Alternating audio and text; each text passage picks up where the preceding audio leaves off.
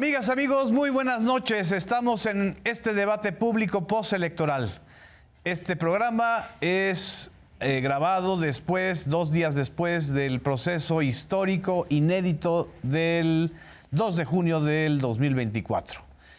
Y precisamente quiero hacer una introducción sobre 3 ejes que desde mi particular perspectiva son los destacables de muchos otros que también vamos a analizar con ustedes esta noche. Para empezar, hay una parte histórica. La parte histórica, yo retomo la observación del doctor Lorenzo Meyer, que apuntó que desde el gobierno de Lázaro Cárdenas en el siglo pasado, el gobierno de 1934 a 1940, no había habido en el país una continuidad de gobierno de izquierda. El gobierno de Lázaro Cárdenas, que fue como la ínsula dentro del proceso posrevolucionario, derivó en un gobierno, a final de cuentas, de derecha o de centro derecha, que fue el de Manuel Ávila Camacho. Las circunstancias históricas eran distintas a las de ahora. Estábamos en pos de la Segunda Guerra Mundial. La crisis internacional era muy fuerte, incluyendo la parte económica. Es como si la elección de ahora se hubiera dado en el 2021, saliendo de la pandemia, en donde las circunstancias eran muy distintas, económica e internacionalmente, al 2024. Por primera vez, un proceso de transformación desde la izquierda va a tener una continuidad durante un sexenio más. Esto es histórico en la historia mexicana. No así con los gobiernos de derecha que se fueron sucediendo desde 1988 hasta el 2018, aunque fueran de 2 partidos distintos, PRI y PAN, pero a final de cuentas era el mismo proyecto, era el mismo acento en lo privado por encima de lo social, en los intereses individuales por encima de los sociales y en el desmantelamiento del Estado benefactor que precisamente surgió durante el gobierno de Lázaro Cárdenas. ¿Qué es lo inédito de esta contienda? Lo inédito, más que lo histórico, es que Claudia Sheinbaum se convierte en la política más votada en la historia del país, con 33.2 millones de votos, 3 millones de votos más que los que tuvo López Obrador en 2018, con un porcentaje de participación en relación con el padrón electoral poquito menor que el 2018, pero es también la primera mujer en llegar a la presidencia de la República, no solo en México, sino también en toda América del Norte. Es decir, en este bloque, Estados Unidos se va a ir a una contienda entre 2 hombres ya mayores de edad, de la vieja usanza, de la vieja política. Claudia Sheinbaum, además, es la primera política que llega desde la izquierda sin tener ningún antecedente en el PRI, en el partido hegemónico. Es más, hay una imagen que aquí les queremos mostrar de Claudia Sheinbaum en 1991, levantando una manta para protestar por el Tratado de Libre Comercio en la visita de Carlos Salinas de Gortari a Estados Unidos. Esta mujer, esta muchacha, esta científica que estaba estudiando su posgrado, va a ser la próxima presidenta del país. Y por último, lo esperanzador. Lo esperanzador de este proceso es que las condiciones políticas y económicas para construir el segundo piso de la transformación, que es la propuesta de Claudia Sheinbaum, son muchísimo mejores que las que tuvo López Obrador cuando llegó en 2018. En primer lugar, va a tener una mayoría calificada en la Cámara de Diputados. Todavía está por verse el tema del Senado. Aunque esto supuestamente ha generado nerviosismo en los mercados bursátiles y generó la caída del peso momentánea, en realidad esto también demuestra la separación del poder político y el poder económico. El poder económico quiere presionar a través de estos mecanismos de especulación financiera, que a final de cuentas, como sabemos, se va a poner muy al tono de la realidad. Nadie se pelea con sus intereses. Y la situación económica de México es sana en términos de crecimiento económico, de empleo, de combate a la pobreza, de seguridad social, de inversión extranjera directa, de remesas, en fin. Es realmente una situación muy, muy alentadora la que tiene a nivel económico, aunque los desafíos son enormes. Los desafíos todavía tienen que ver con el rezago social, educativo, en salud, en transporte, en vivienda, muy grandes. Pero también va a contar con una república mucho más planteada desde la Cuarta Transformación que la que tuvo López Obrador. 24 gobernadoras y gobernadores, incluyendo a la jefatura de gobierno, van a ser del partido gobernante y además, por si fuera poco, Claudia Sheinbaum no solamente tuvo 33.2 millones de votos, sino que ganó electoralmente en los estados donde gobierna el PAN, con la excepción de Aguascalientes. Ganó en Chihuahua, ganó en Guanajuato, ganó en Yucatán, ganó en Coahuila, gobernada por el PRI. En fin, es un fenómeno. Ganó en Jalisco, ganó en Monterrey, en Nuevo León, donde gobierna MC. Esto es el panorama.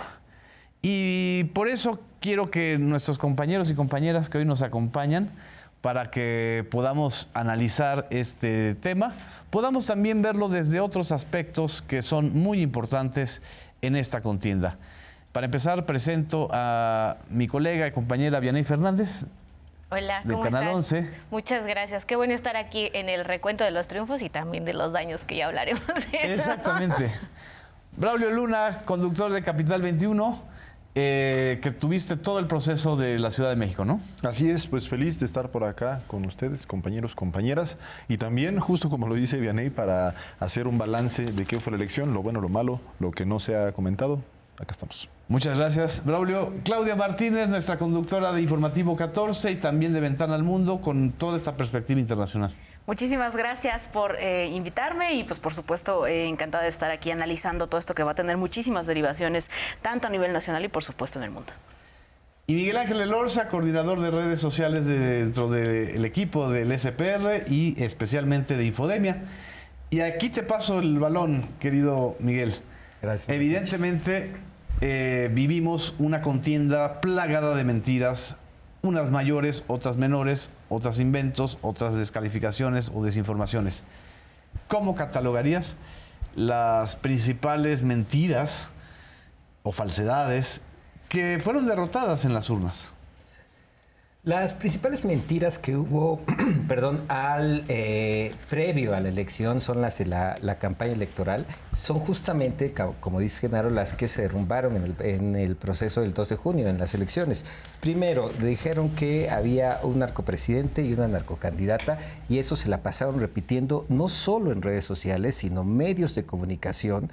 Recordemos las publicaciones que salieron en diarios que luego fueron repetidos por las televisoras y también por los comentaristas de las televisoras y de la radio, sin ninguna prueba. Otra de las mentiras que estuvieron circulando previo a la elección y que justamente la elección mostró que no existía fue la violencia. No se presentaron actos de violencia durante la elección. Y cabe decir que estuvieron circulando noticias falsas el día de la elección sobre actos de violencia que Infodemia pudo desmentir. ¿Cuántas más o menos? De 32 noticias falsas que encontramos ese día y que desmentimos, 20 fueron sobre falsos actos de violencia. Los otros solo 12 fueron registrados realmente. No, solo el resto de noticias falsas fueron registrados en otros temas, que es, por ejemplo, actos que violan los procesos electorales. Vimos una noticia falsa específicamente que fue publicada por Malio Fabi Beltrones, y también hubo noticias falsas de encuestas de salida. ¿De qué era la noticia falsa de Beltrones? De Beltrones. Decía que se había cometido un delito electoral en una casilla de Sonora donde se ve a una persona que está siendo ayudada para votar. Sin embargo, esto se debía al protocolo protocolo de ayuda de personas con discapacidad para votar. Cuando yo fui a votar aquí en la Ciudad de México, me tocó ver cómo a una adulta mayor la sentaron a votar en la mesa donde reparten las boletas, pero le pusieron ahí una especie de cajita para que ella pudiera hacerlo en secrecía. Y la mujer que la acompañaba fue la que llevó los votos a cada una de las urnas y las fue metiendo. La mentira es que se violaba el secreto del voto. Exactamente. Pero veamos la irresponsabilidad de un candidato al Senado de la República dándole retweet a una mentira, incapaz de verificar. Señalemos también ignorante de los protocolos de ayuda al voto para personas con discapacidad. La invisibilización, ¿no? Exactamente. Claro. Como Y ese sector de la población no vota. Esa invisibilizar a la gente también nos lleva a la otra mentira, que es que hubo una elección de Estado. Durante todo el proceso electoral estuvieron afirmando comentaristas, medios de comunicación, en redes sociales, que había una elección de Estado. ¿Alguien explicó de ellos ¿Qué era elección que de era Estado? una elección de Estado? Pues yo estuve rastreando, monitoreando y no alcancé a ver alguna definición de lo que para ellos era la definición de Estado. Porque cuando decían de elección de Estado era que porque el presidente intervenía en la Durante la elección conferencia durante las matutina. mañaneras. Los programas sociales. Que porque los programas sociales son constitucionalmente aprobados por todos los partidos y además la propia Xóchitl Gálvez dijo que los iba a mantener.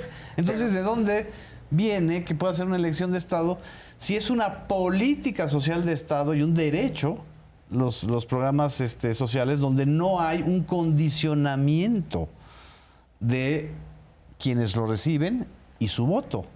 Como si ocurría en gobiernos anteriores. Con Cabe el decir, Pronasol, por ejemplo, con Solidaridad, todo el mundo, los que tenemos un poquito más de 40 años, sabemos perfectamente cómo Carlos Salinas de Gortari, como Pronasol, sirvió para recuperar electoralmente aquellas zonas en donde perdió el PRI en el 88. Sí, y cabe decir que ahora en los programas de opinión, estos analistas que además se equivocaron, que decían que iba a ganar Xóchitl Gálvez en su análisis, siguen repitiendo que hubo una elección de Estado a partir de los programas sociales.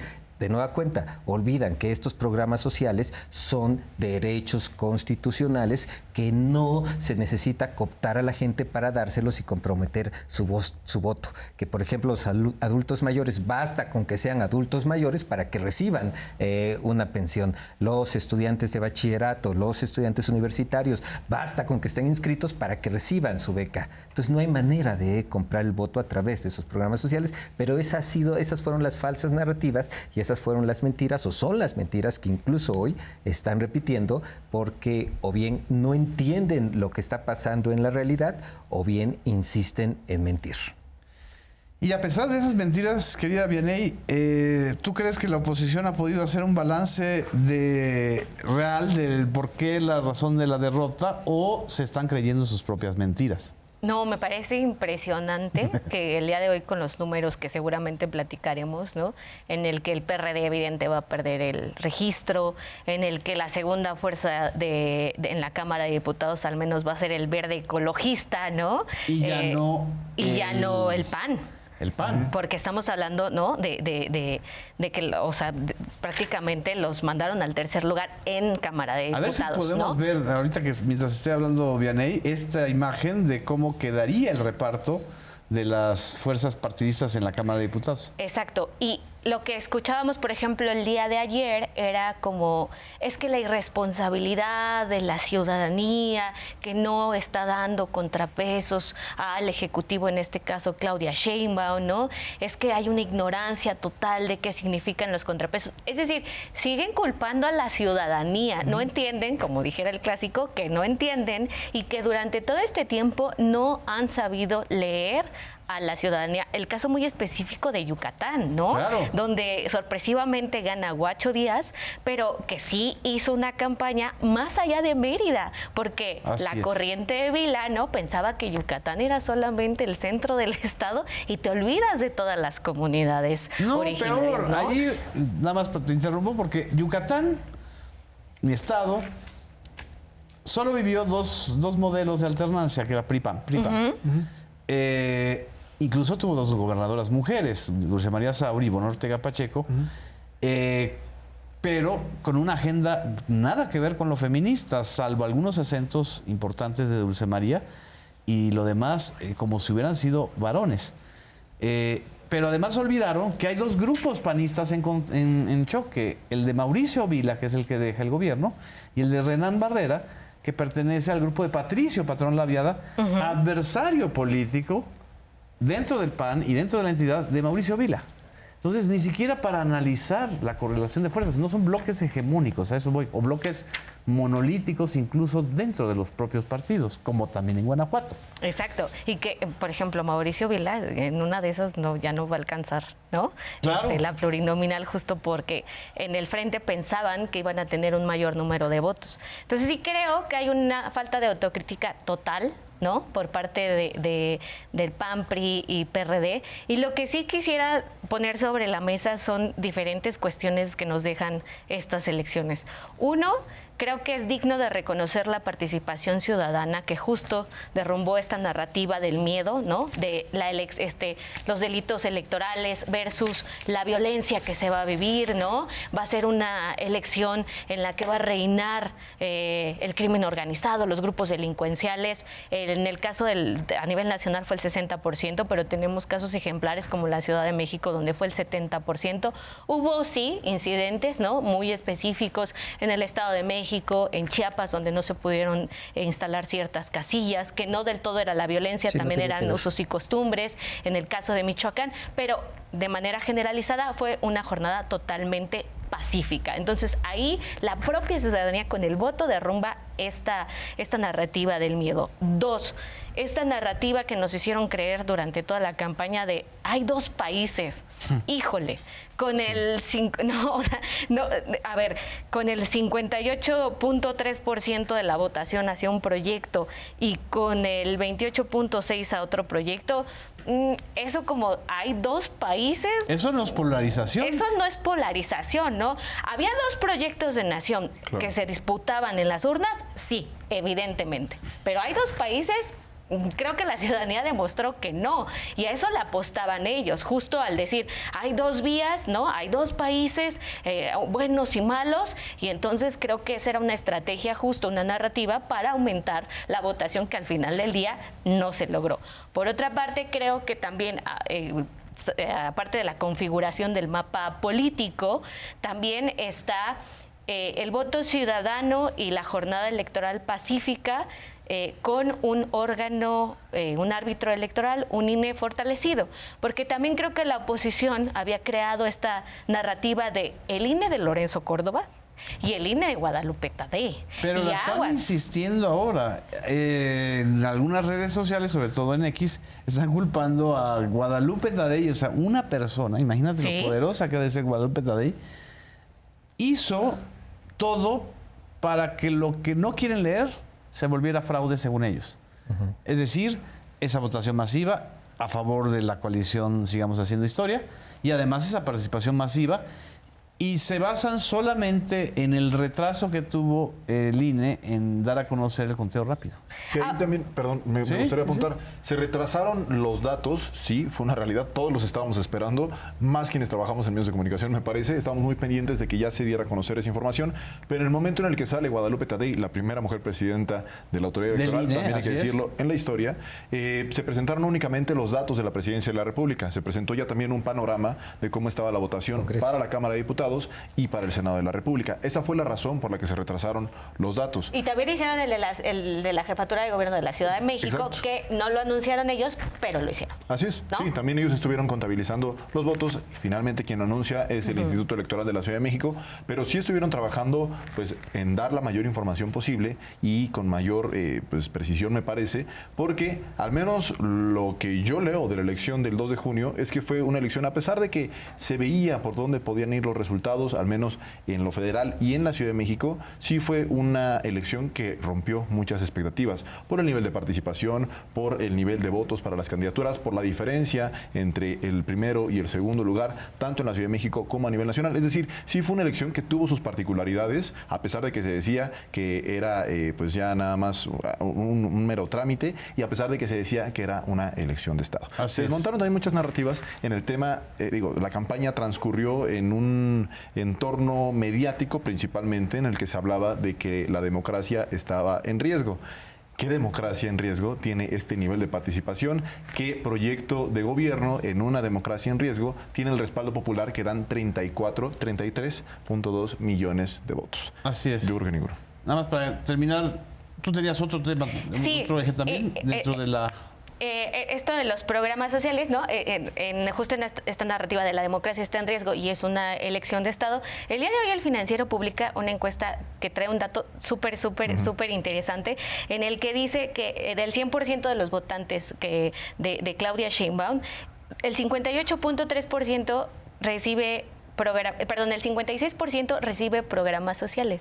El 56% de los votantes de Sheinbaum. Recibe programas sociales. El 44% no recibe programas sociales. Entonces, esta narrativa de votaron por ella, por los programas sociales, porque los programas son dádivas, que hasta este momento no han entendido que ya son derechos consagrados en la Constitución, bueno, pues también se cae, ¿no? Es decir, y aparte, Claudia Sheinbaum fue elegida también en todas las clases sociales, ¿no? En todos los niveles de educación, en todas las generaciones. Incluso los jóvenes votaron mayoritariamente por Claudia Sheinbaum.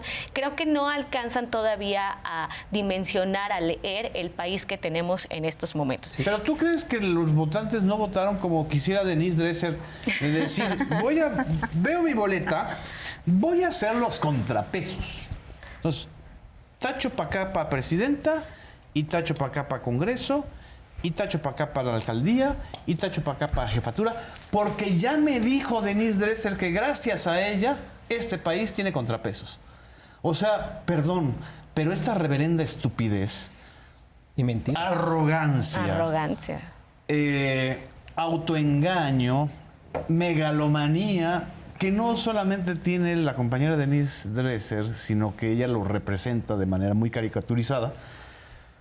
¿Crees que así pensó la gente? No, y lo dicen los datos, ¿no? Sí. Pero es una tendencia entre este grupo, lo que te decía, el INE de Lorenzo Córdoba y el INE de Guadalupe Tadei, porque Lorenzo Córdoba ya está con nosotros y Lorenzo Córdoba sí podía defender la democracia, Guadalupe Tadei no. O sea, no, es como la construcción ¿Creen que la sociedad es su salón de clases del Itamo, donde van a tomar café en la Condesa? Es que no salen justo, ¿no? Lo que pasaba en Yucatán, no van más allá de la banqueta.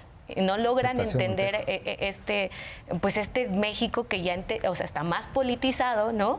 Y por otra parte, bueno, lo último que sí dejaría, y me da mucho orgullo, una mujer presidenta por primera vez, porque creo que sí rompe el techo de cristal, ¿no? Durante muchos años estas cuotas de género o la paridad, vimos casos, fenómenos como las Juanitas, ¿no? En el que los partidos trataban, o sea, era una pantomima, ¿no? Poner a una mujer, pero creo que el que ahora una mujer, y sobre todo una mujer preparada, académica, física, ¿no? Que tiene, aparte de una historia política sólida, también tiene una historia académica súper sólida. Bueno, el que llegue una mujer así, la verdad es que creo que para nosotros las mujeres sí es representativo. Hay mayor responsabilidad, eso sí, claro, pero 100%. creo que sí marca una diferencia. Pero hay otra mujer, y aquí le voy a preguntar a Braulio, que también su victoria es muy importante porque toda la narrativa, ahora sí, toda la narrativa, sobre todo en los medios capitalinos, que se pretenden ser medios nacionales, Radio Fórmula, Imagen, Televisa, TV Azteca, W Radio, en fin, y los periódicos, salvo La Jornada, o incluso a veces hasta La Jornada también, daban por un hecho que la elección en la Ciudad de México se iba a cerrar y que Clara Brugada estaba al borde de la derrota. Y que el fenómeno de la marea del 2021 iba otra vez a arrasar en las delegaciones, en las alcaldías.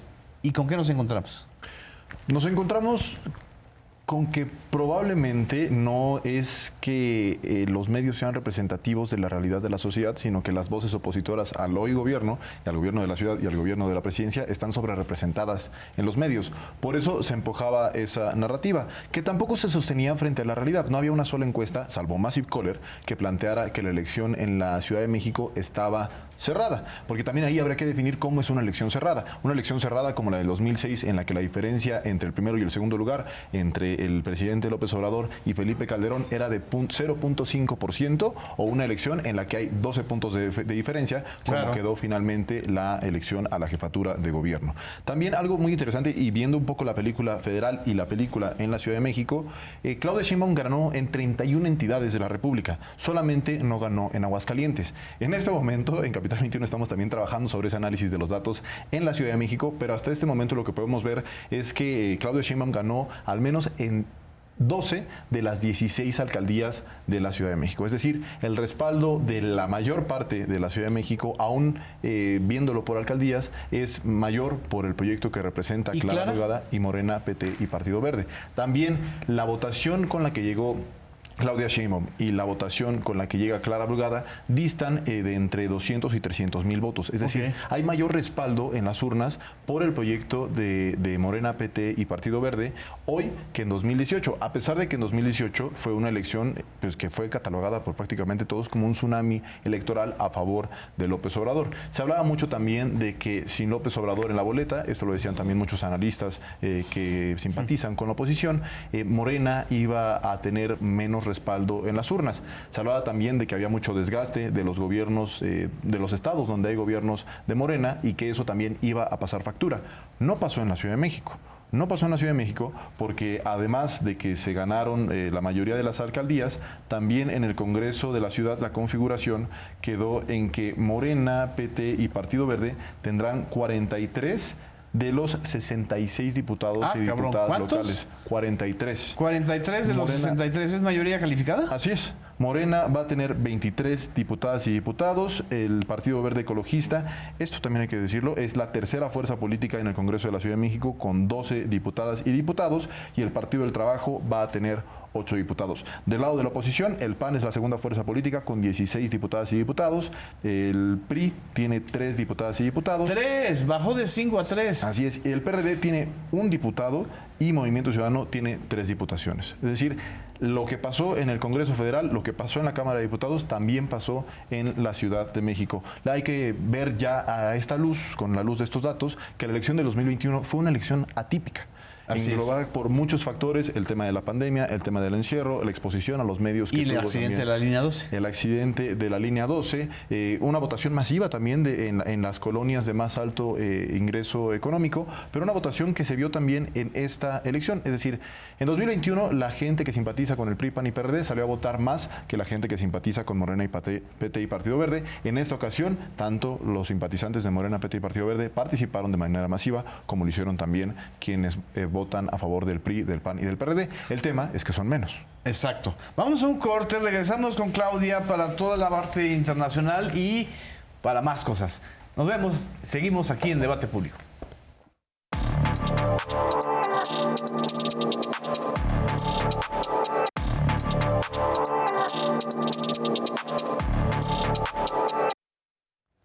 Regresamos a Debate Público. Estamos haciendo nuestras lecturas y disecciones de los resultados del 2 de junio. Uno de los efectos más importantes es el efecto internacional, que desde mi punto de vista, no sé cómo lo veas, Claudia, creo que muchos medios no estaban siguiendo de manera directa, sino a través de cosas indirectas, la campaña mexicana. Y le sorprendió el volumen de votos a favor de Claudia Sheinbaum, el volumen de votos también a favor de la coalición Sigamos Haciendo Historia para el Congreso. Y ahora están reaccionando o sobrereaccionando, pero también los mandatarios y mandatarias internacionales están dándole un respaldo inédito, al grado tal de que tanto Putin como Zelensky la están felicitando, ¿no? Justamente, como mencionas, Genaro, es interesante porque si vemos a lo largo de la jornada, incluso ya muchos líderes estaban lanzando las felicitaciones y algunos otros estaban conteniendo hasta que ya hubiera el resultado oficial, el mensaje de Guadalupe Tadei, diciendo que sí, en efecto, le favorecía y por mucho, casi 2-1 la tendencia hasta esa hora. Y entonces ya se da posteriormente toda la avalancha de las felicitaciones. Una de las más importantes y trascendentales es la del propio presidente Biden, que que está mencionando, le habla por teléfono, menciona ahí ya los lazos bilaterales que se van a formar. Precisamente el presidente de Rusia, Vladimir Putin, Zelensky, China este martes se suma justamente mencionando China la hasta importancia. el 4 de junio. Así es, la importancia justamente de las relaciones bilaterales, y esto viene muy a colación justamente porque, pues, como estamos viendo este panorama internacional, prácticamente desde el 1 de octubre, Claudia Sheinbaum va a encontrarse con el presidente Biden, que es una persona con la que se puede dialogar un poco más que con lo que podría ocurrir a partir de las elecciones el 5 de noviembre y el 20 de enero, cuando llegue el siguiente habitante de la Casa Blanca, que conforme se ven las proyecciones y conforme podría pasar, a pesar de tener todos los juicios que haya existido en Estados Unidos, al parecer va a quedar Donald Trump. Entonces, ahí va a estar bastante interesante este análisis, porque se vienen cosas muy importantes para la relación bilateral. Claudia Sheinbaum va a tener que enfrentarse a la discusión prácticamente con un misógino, como es Donald Trump, que estamos conociendo, que prácticamente regresaría con esta discusión con el tema de reforzar la seguridad fronteriza, hacer el muro, deportar a los migrantes, tener a México como tercer país seguro en este acuerdo de quédate en México. Pero finalmente Trump, cuando fue presidente, con toda esa misma agenda, fue muy pragmático con López Obrador. ¿Por qué lo fue? ¿Por la pandemia? ¿Por la realidad? ¿Porque le convenía tener una buena relación con López Obrador para que no hubiera un efecto en la población migrante mexicana dentro de Estados Unidos? ¿Crees que esto pueda ser factor también con Sheinbaum?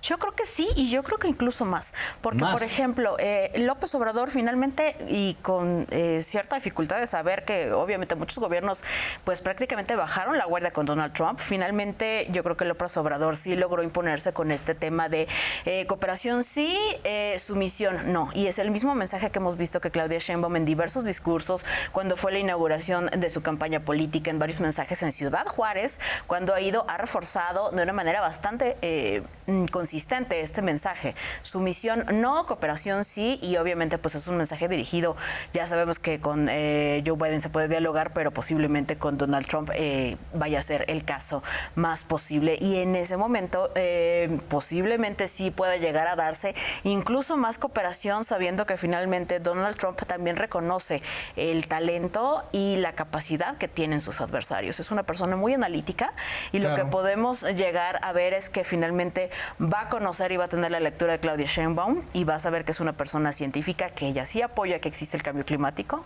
no como él, por ejemplo, y muchas otras cuestiones relativas a temas comerciales, en donde sabe que va a tener que tener bastantes armas para poder llegar a acuerdos bastante interesantes, y yo creo que finalmente sí va a seguirse logrando ese respeto que hemos obtenido. ¿Por qué la felicitación tan fuerte y tan rápida de Justin Trudeau, el primer ministro de Canadá? Yo creo que eso está muy ligado con lo que vamos a ver a continuación. Se viene, recordemos, la siguiente negociación y la revisión del acuerdo comercial del TEMEC. Justamente cuando fue la negociación del acuerdo comercial, volvemos a lo mismo. Donald Trump había dicho que el Telecan había sido uno de los peores acuerdos que habían existido en la historia. Siguió diciendo cuando fueron las negociaciones y la formación del nuevo acuerdo comercial, el TEMEC, que aún así había mucha disparidad en cuanto al déficit comercial que existía, pero lo lograron, y ahí viene el caso de Justin Trudeau, que finalmente a Canadá prácticamente se le avisó que ya existía un acuerdo y si se quería sumar. Entonces Así ahora es. Justin Trudeau creo que es uno de los principales que felicitan a Claudia Sheinbaum de cara a justamente destacar este acuerdo que existe comercial en América Latina. Está buscando la alianza con México, y obviamente está buscando ser tomado más en cuenta en este momento, que ya también se está vislumbrando ese panorama político en América del Norte, en donde las negociaciones van a estar basadas simplemente en la cuestión del acero, en la cuestión del aluminio, y obviamente también considerando que recientemente, apenas hace 15 días, fue el propio Joe Biden quien puso aranceles por 18 mil millones de dólares a China. Y esto está combinado con el tema del nearshoring, que también tiene involucrado a México. Entonces, también, eso va a estar muy interesante. A ver si comparten la idea conmigo, el acento de Lula. También a Lula le interesa tener a un México como Claudia Sheinbaum en la presidencia, aliado a una serie de negociaciones dentro de los BRICS, dentro de América Latina y dentro de América del Norte, ¿no? Sí, por supuesto, porque finalmente recordemos que el presidente de Brasil, Lula da Silva, está mencionando justamente en esta felicitación, dice, vamos de la mano, queremos la cooperación, recordando que somos las 2 economías más importantes de América. Entonces, ahí va ya muy de la mano. Dilma Rousseff, precisamente, es la presidenta del Banco de los BRICS, una aliada incondicional de Lula da Silva, amiga de Claudia Sheinbaum. Entonces, pues prácticamente se está vislumbrando también ahí la posibilidad de ampliar la cooperación de una manera bastante real. ¿Y Milei? Con América. No, pues Milei todavía no ha mandado felicitación particular. Por parte de la Cancillería mandaron al pueblo y al gobierno de México. Decenas de argentinos, a través de redes, a través de mensajes, en mi caso, me dijeron que estaban felices por la victoria de Claudia Sheinbaum. Como que están viviendo, muchos argentinos y argentinas, están viviendo esta victoria de Sheinbaum como propia. Claro. ¿Sí? Frente al desastre que ha sido la derrota histórica del peronismo frente a Milei, ¿no? Sí, por supuesto, y recordemos que también de manera puntual prácticamente México con esto se está poniendo a la vanguardia. Solamente hay 28 países a lo largo del mundo que tienen jefas de Estado, jefas de gobierno o primeras ministras. De 120 y tantos, ¿no? Exactamente, entonces México es uno de esos 28 y recordando que también a nivel de cuestión de gabinetes, México es uno de los 130 países que tiene paridad de género en los gabinetes y solamente es uno de los 6 países del mundo que también tiene paridad parlamentaria por estas leyes de equidad de género. Y no solamente va a haber paridad de género, también vamos a tener, ese es otro ángulo que también quisiera yo comentarles. Lo que yo dije ayer en una reunión de información, vamos a tener la triple cabeza de la Coatlicue en la megalópolis. O sea, va a ser gobernada por 3 mujeres. Delfina Gómez, en el Estado de México, que además, ese es otro ángulo que hay que abundar, en el Estado de México, Morena recuperó la mayoría en los municipios y en el Congreso Estatal. En Ciudad de México, Clara Brugada, con una clara mayoría en el Congreso local, y a nivel federal con Claudia Sheinbaum en la presidencia, que eso también le da otro tono y otra imagen a la negociación, sobre todo para temas tan delicados como los que estamos viviendo en este momento en la Ciudad de México y en el Valle de México, que es el cambio ambiental, ¿no? Así es, y este tema del Estado de México también refrenda esta hipótesis de que hay mayor apoyo por el proyecto de la Cuarta Transformación ahora que en 2018. A lo mejor es un poco anecdótico, pero en el municipio en el que viven mi mamá, mi papá y mi hermano, siempre había ganado el PRI y el PAN. Esa era la alternancia siempre. Exacto. Ni en 2018 con el presidente... ¿Y se podría saber ese municipio? ¿Cuál es? Vamos a ir a ver. Calimaya, es en Calimaya. Calimaya. Calimaya está dentro del valle de Toluca. Ah, chinga, ¿dónde está eso?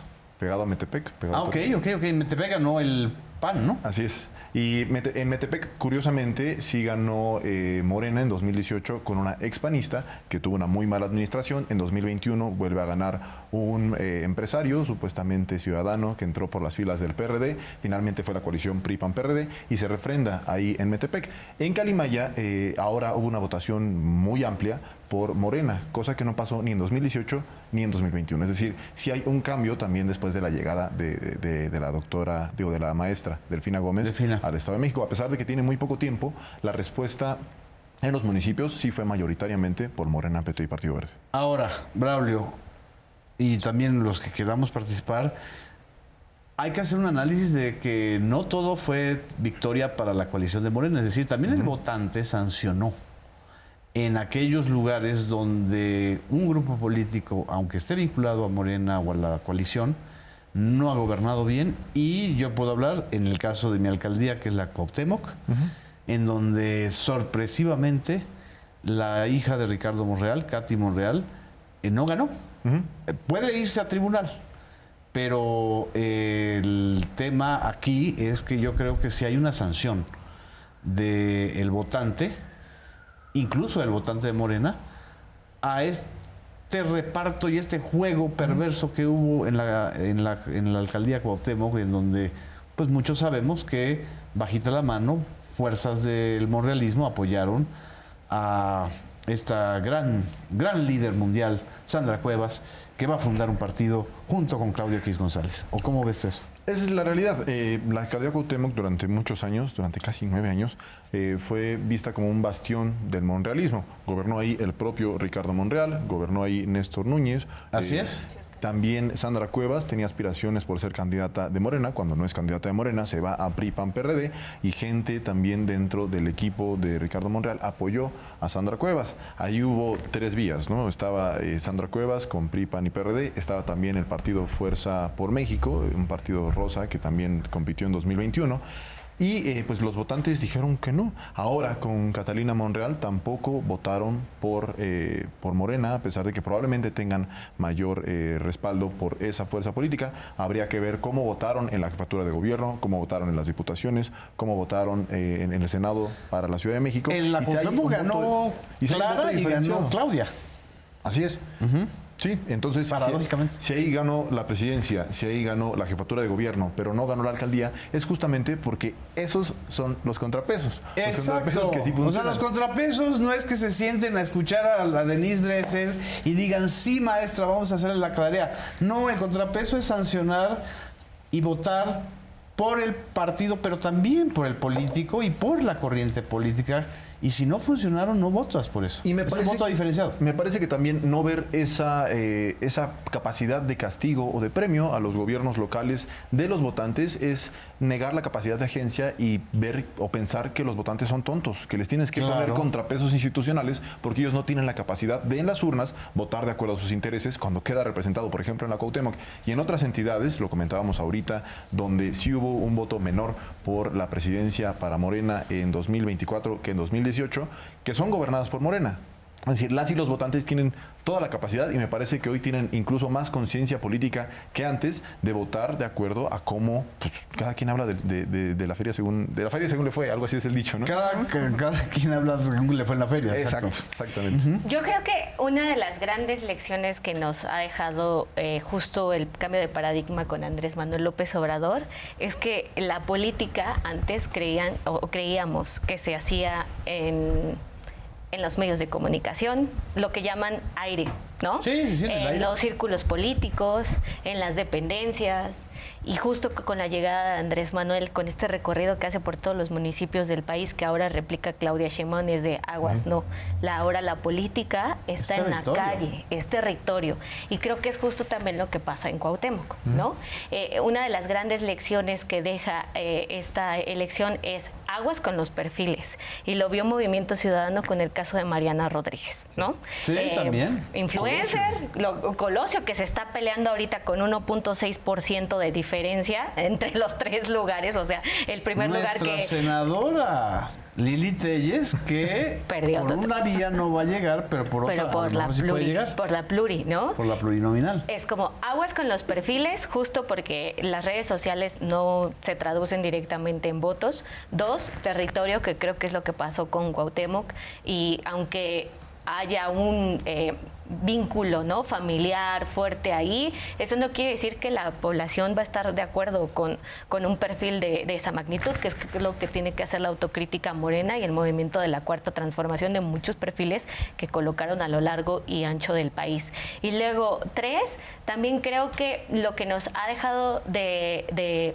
elecciones, la cercanía con la gente, justo, ¿no? Es decir, o sea, si no tienes cuadros que son cercanos con la gente, no sé qué tanto lo puedas traducir en votos al final del día. O sea, el caso, por ejemplo, de Lía Limón, que es, ¿no?, en el frente, donde creían que justo ya la tenían ganada, pues la perdieron totalmente. Uno, un castigo en Álvaro Obregón, un voto de castigo, y 2, también territorialmente, no hicieron absolutamente nada, ¿no? Hicieron todo para perder ahí.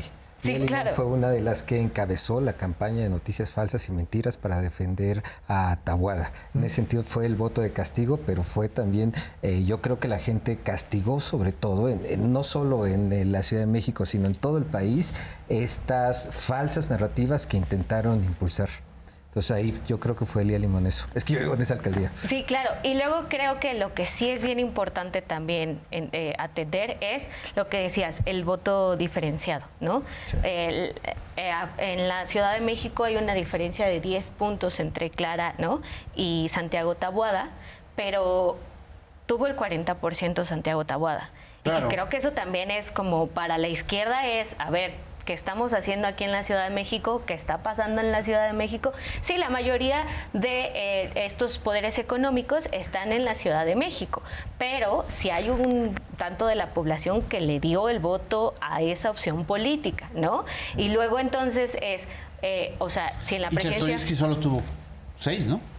Sí, ahí fue mucho menor a lo que tuvo Maynes a nivel a nacional. lo que tuvo Maynes. Entonces, sí creo que habría que hacer también estudiar qué está pasando con el voto de la Ciudad de México, porque 40 puntos versus los 28 que tuvo Xóchitl Gálvez a nivel nacional, ¿no? Te está hablando ahí de que la gente sí está votando de manera diferenciada. Sucedió también en Jalisco, ¿no? Así es. Pablo Lemus gana con una diferencia de 4%, posiblemente esa ni siquiera valga la pena llevarla a tribunal, no lo sé, ya lo verán ellos, los partidos políticos, pero el Congreso es de mayoría de Morena.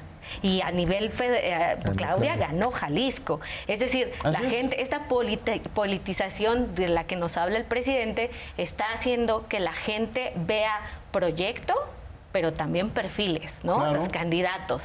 Trayectorias, grupos políticos. Y parte interesante creo que también se vale de análisis de Movimiento Ciudadano, ¿no? O sea, yo creo que el número que alcanzó precisamente Jorge Álvarez Maínez, ni él mismo yo creo que se creía que fueran a alcanzar tanto en cuanto a la posición del partido, con ese mensaje que prácticamente también fue dirigido mucho a los jóvenes, en comparación del universo en el que se encontraba previamente. Entonces, creo que interesante también lo que ocurrió ahí con Movimiento Ciudadano, que pues no fue como tan grande la diferencia que tuviera con Xóchitl Gálvez, que prácticamente pues estuvo arropada por los partidos que fueron fincando la política mexicana durante décadas. Yo quiero que analicemos, vamos a ver el cuadro de la repartición de las curules hasta donde está el PREP. Evidentemente hay una mayoría calificada a favor del bloque del Sigamos Haciendo Historia. 243 para Morena, 74 para el Verde, 48 para el PT, y ahí estamos viendo desde su punto de vista qué es lo que está sucediendo con el Verde. ¿Alguien quiere comentar algo? Yo definitivamente creo que se está fortaleciendo muchísimo. ¿Pero Hoy por qué? Tienen dos gubernaturas. Tienen Quintana Roo, que gobierna Mara Lezama, pero que es más un cuadro cercano al Verde que a las bases de Morena. Tienen también San Luis. San Luis Potosí, que ese sí es prácticamente una candidatura que salió del Partido Verde. Y creo que aquí el tema es ver cómo va a vender su cariño el Partido Verde hacia adelante. Claro. Porque fue con Felipe Calderón en el 2006, fue con Enrique Peña Nieto en el 2012. Fue con José Antonio Meade en el 2018 y ahora va con Claudia Sheinbaum en 2024. Hay que ver, porque históricamente es un partido que rompe las alianzas con las que llega. Pero en su éxito, vamos a volver a ver el cuadro, si nos lo pueden volver a poner. En su éxito, paradójicamente, el Verde también tiene ya su derrota. Si el Verde no va con Morena y con el PT, también podría ir Movimiento Ciudadano. Y todavía siguen teniendo mayoría calificada. ¿Qué es lo que pasa en el Senado? No Exactamente. sé si no por ahí se vuelve tan necesario. Sí, no sé si en el Senado, ahí, por ejemplo, Movimiento Ciudadano sí se vuelve muy necesario, aunque solamente pueda tener 5 curules, porque no alcanza la mayoría calificada Morena y aliados. Si no mal recuerdo, tienen 83 hasta este 81. momento. Y la mayoría 82. es con 82, exacto. Sí. Y la mayoría calificada es con 86. Entonces ahí sí se vuelve muy importante el Movimiento Ciudadano. Ahora, también el Verde es en realidad, para verlo, aquí está la conformación en la Cámara de Senadores, donde el Verde en la Cámara de Senadores no es tan fuerte como en la Cámara de Diputados, porque ahí el PAN sí se ubica como segunda fuerza política, el Verde como cuarta. El PRI es el tercero y el Verde es la PRI cuarta. es el tercero. Ahora, desde mi punto de vista, y esa es la pregunta que les quiero yo hacer, ¿no creen que el PRI reverdeció? Es decir, que el verdadero, los cuadros más importantes o las redes políticas más importantes de los que se salieron del PRI se fueron al Verde. Sí, claro. Es el PRI sin Alito. Exacto. No, es el PRI de no Alito. O sea, porque tienes del otro lado a Jorge Carlos Ramírez Marín en Yucatán, que se fue al Verde, ¿no? Y a Erubiel. Es gobernador del Estado de México. Lo que sucedió en el Estado de México, que lo platicamos aquí la semana pasada, es que los dos últimos exgobernadores antes de Delfina ya no están en el PRI. Y si me apuras, yo creo que ya ni Enrique Peña Nieto. Es decir, los tres últimos gobernadores antes de Delfina, ni Alfredo del Mazo, ni Erubiel Ávila, y tienen que sacar de la catacumba, así, a un señor que se dice llamar Arturo Montiel, para que entonces se pare así, diga: este es el partido que se puede ir, Alejandra del Moral, pero todavía seguimos... Y con sus chamarras rojas. La Marea Roja, la Fuerza Mexiquense, o sea, están prácticamente en el delirio. Yo creo que, sí, sabiendo cómo son los priistas de políticos profesionales, que saben olfatear dónde puede estar la posibilidad política, pues se fueron al Verde. Sí, es que también creo que va a haber una reconfiguración de los propios partidos, ¿no? Exacto. O sea, por eso es que me encanta esto del voto ciudadano, porque en verdad, ¿cómo puede llegar a mover todo, ¿no? Desde la mujer presidenta hasta los partidos. Ahora, yo lo que pondría es también, ¿dónde queda el PAN? ¿Y qué va a hacer del PAN? Porque esta ultraderecha al interior del PAN tampoco les funcionó tanto. Ahí está el caso de Lili Téllez. Así es. Y en Coyoacán el caso de Gabriel Cuadri, ¿no? O sea, es un fenómeno ahí. La alcaldía se la quedaron ellos, el frente. La diputación local se la queda el frente, pero la diputación federal, que era Ana María Lomelí frente a Cuadri, se la queda Morena, ¿no? Entonces, creo que ahí también es el PAN como, ya no sirve ir con PRD, evidentemente, el PRI, pues ya tampoco, ¿no? El Verde está del otro lado, y entonces el voto PAN... duro ya no es un cheque en blanco. Ya no es un cheque en blanco. ¿Y el PAN y hacia dónde va? ¿Y esta ultraderecha realmente funciona en México? Creo que es una cuestión bien importante que vamos a empezar a ver a lo largo de estos meses. Ahí sería interesante porque creo que una alianza natural podría ser de Movimiento Ciudadano con el Partido de Acción Nacional. Fueron juntos en 2018 con Ricardo Anaya y con el PRD. Ahora desaparece el PRD. Probablemente, también una de las campañas que ha impulsado Movimiento Ciudadano es con el PRI ni a la esquina, pero no han dicho nada del PAN. Entonces ahí podría venir una alianza que la ultraderecha dentro del PAN a lo mejor no estaría muy contenta con este estilo progre de Movimiento Ciudadano. Así es. Nos quedan menos de un minuto. Una reflexión final, Miguel. Destacar que es mentira que haya sido una elección de Estado, que fueron los ciudadanos, las ciudadanas, los que no solo eligen un partido y una persona, sino todo un proyecto de nación que implica la transformación del sistema de partidos y, si me apuran, del sistema político mexicano. Claudia.